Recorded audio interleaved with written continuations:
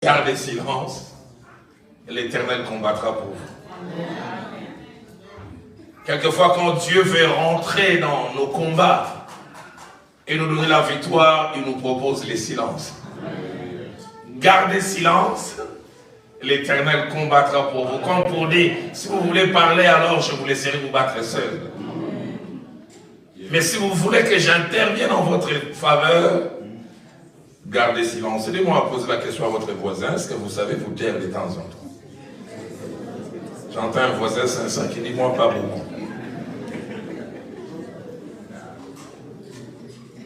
Dans Lamentation de Jérémie au chapitre 3, au verset 26, encore le silence est présenté dans ses vertus. Le prophète parlant de la part du Seigneur dit, il est bon d'entendre en silence les secours de l'Éternel. Il est bon. Il est bon. La version Nouvelle Bible seconde dit, c'est une bonne chose d'entendre en silence les secours du Seigneur. Jacques-André Vernon disait, il disait, les mauvaises paroles sont comme un clou enfoncé dans du bois. Vous savez, quand vous enfoncez un clou dans du bois, vous allez ver peut-être après les clous, mais les trous restent. Se taire, c'est une bonne chose. Qu'est-ce que nous aimons nous justifier? Surtout aujourd'hui avec Facebook, parole contre parole.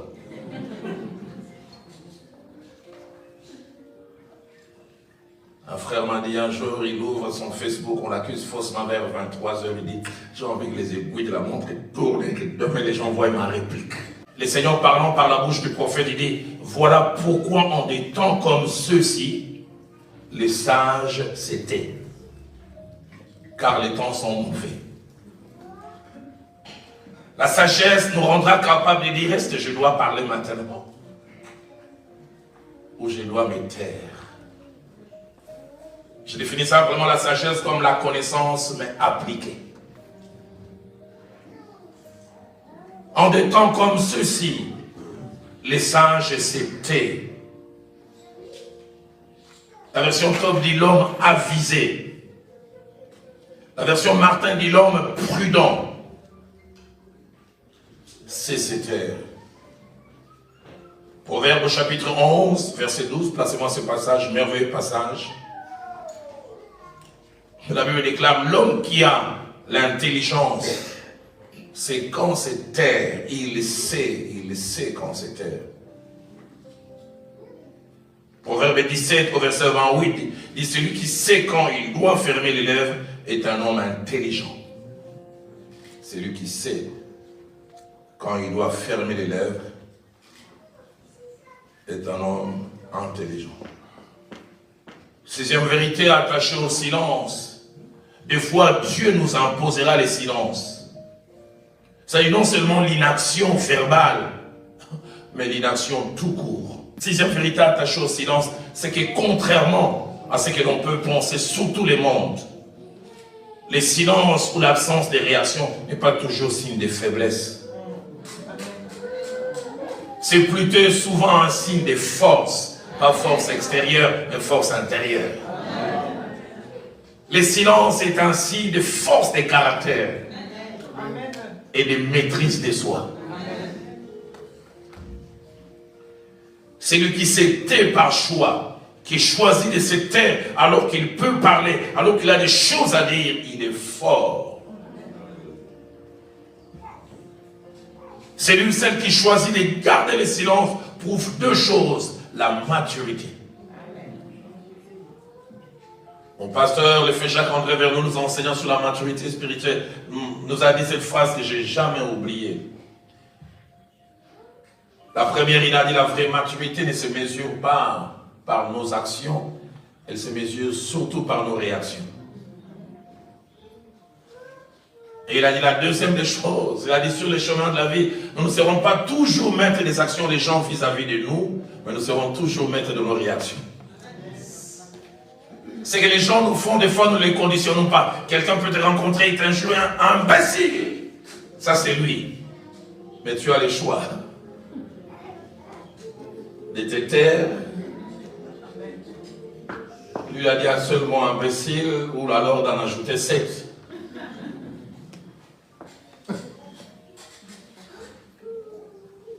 Le silence, c'est la capacité à dominer son homme intérieur. Les silences montrent aussi que nous sommes morts à nous-mêmes. La maturité dans la vie chrétienne ne se mesure pas par la longévité dans la foi, mais par la capacité à vivre et à pratiquer la parole de Dieu. Le silence coûte à celle ou à celui qui les pratique.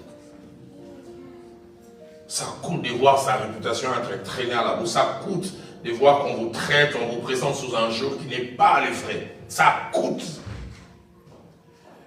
Mais deuxième facette, c'est que les silences rapportent. Le silence peut nous coûter notre réputation parce qu'on dit qu'il n'est dit mot consent. Parce qu'il s'est tué, donc c'est que c'est vrai. Ça peut toucher notre amour propre et notre ego. Ça nous fera souffrir et ça nous donnera l'impression que nous laissons les autres prendre l'ascendant et même ça donnera l'impression aux autres que nous sommes faibles. Nous manquons d'arguments, nous manquons d'éléments de défense. Et même certains peuvent dire au travers de notre silence que nous sommes fautifs, coupables.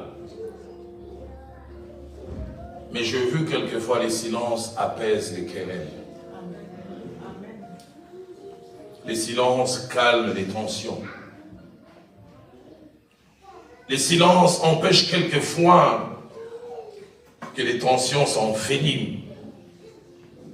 Mais comme je l'ai dit au début, les silences dans ma petite marche avec Dieu est souvent l'occasion dont Dieu se sert comme moyen pour remettre les pendules à l'heure. J'essaie de m'imaginer la fois dernière, je dis, si Jésus avait vécu à l'époque de Facebook, ça aurait été terrible. Il guérit quelqu'un en crachant et en mélangeant salive et boue. Et il met sur les yeux. Je vois le lendemain les magiciens de Nazareth.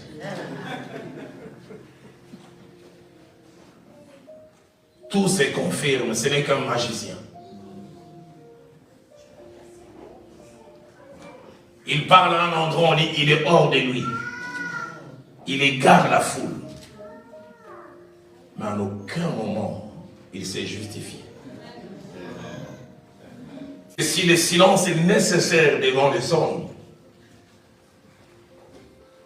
on peut être silencieux devant les hommes, mais être bavard devant Dieu. On peut se taire devant les hommes et aller parler devant Dieu.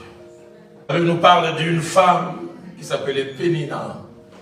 Elle était dans un couple polygame et ça arriva à la mortifier. Les mots mortification veut dire que, allez, elle voulait toucher son amour propre et la pousser à voir qu'elle n'est qu'un bon à rien. Nulle part on voit Pénina, plutôt Anne, argumenter avec Pénina. Mais Anne fait quelque chose que j'aime beaucoup en Samuel chapitre 1er verset 10. Pénina la mortifie. Elle s'est mise à prier le Seigneur et à pleurer abondamment. On la touche dans son amour propre devant les hommes, elle se tait, mais elle va s'exprimer à un endroit. Devant Dieu, à nous parler dans son cœur. Seules ses lèvres remuaient, on n'entendait pas sa voix. Et lui pensant qu'elle était ivre. On peut monter. Et ma Bible à moi dit quand le juste crie, l'Éternel entend et de toutes ses détresses. Il dit au verset 3, lui c'est bon, dit, ne parle plus avec tant de hauteur, que l'arrogance ne soit plus dans votre cœur. Ne multipliez pas les paroles hautaines, qu'aucune insolence ne sort de votre bouche, car le Seigneur est un Dieu qui connaît tout. Par lui sont pesés tous les agissements. Seigneur, prends soin de moi. J'ai besoin de toi.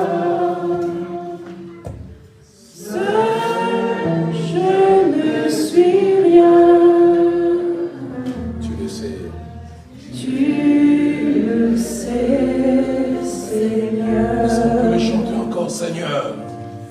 Seigneur, prends soin de moi. J'ai besoin de toi. Oui, de toi. Seul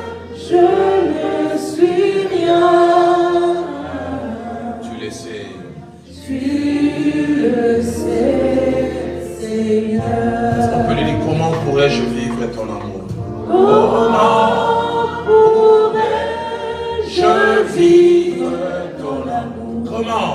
Comment pourrais-je vivre? Qui es-tu et qui suis-je? Qui es-tu, Seigneur, et qui suis-je? Garde-moi. Garde-moi, Seigneur. Oh Seigneur.